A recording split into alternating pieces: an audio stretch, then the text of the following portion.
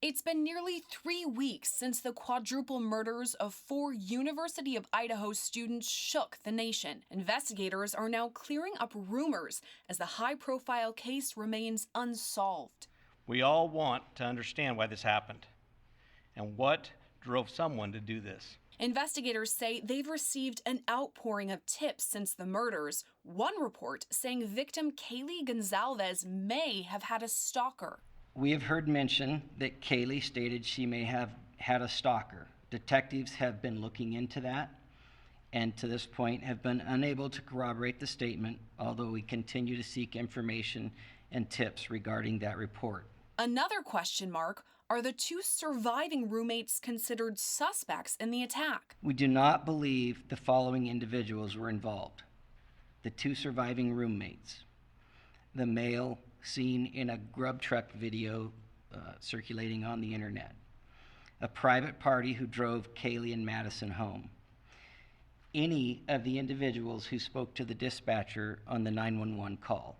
In fact, investigators say they have no suspects at all. No suspects have been named or arrested, and we continue looking for what we believe to be a fixed blade knife used in the murders. Officials with the Moscow Police Department say victims 21-year-old Kaylee Goncalves, 21-year-old Madison Mogen, 20-year-old Xana Carnodal, and 20-year-old Ethan Cheapin arrived to an off-campus home at about 1:45 a.m. on November 13th. Goncalves and Mogen had visited a bar that night and later food truck in downtown Moscow, while Cheapin and Carnodal went to an event at Sigma Chi on campus. Hours after their arrival at 11:58 a.m., a surviving roommate called 911 to report an unconscious person. Upon their arrival, investigators found all 4 students brutally stabbed to death, 2 on the 2nd floor and 2 more on the 3rd.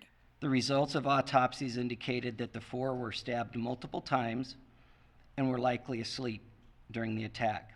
Some had defensive wounds, and there was no sign of sexual assault. Investigators say it was a targeted attack, but will not explain why they believe that. We don't want to put our investigation in jeopardy by releasing what we have. There's always a balance between what you're willing to release versus what you're trying to gather. We told the public very clearly from the beginning that we're looking for a knife. We've told the public very clearly from the beginning that we believe it was a targeted attack. To be honest, you're going to have to trust us on that at this point because we're not going to release why we think that. Investigators say more than 100 pieces of evidence were recovered at the scene, more than 4,000 photographs taken, and hundreds of hours of investigation completed. Anyone with more information about the murders is asked to report it to the FBI's digital tips and media link. For the latest developments in this case and all things true crime, stay with Law&Crime Network. I'm Sierra Gillespie.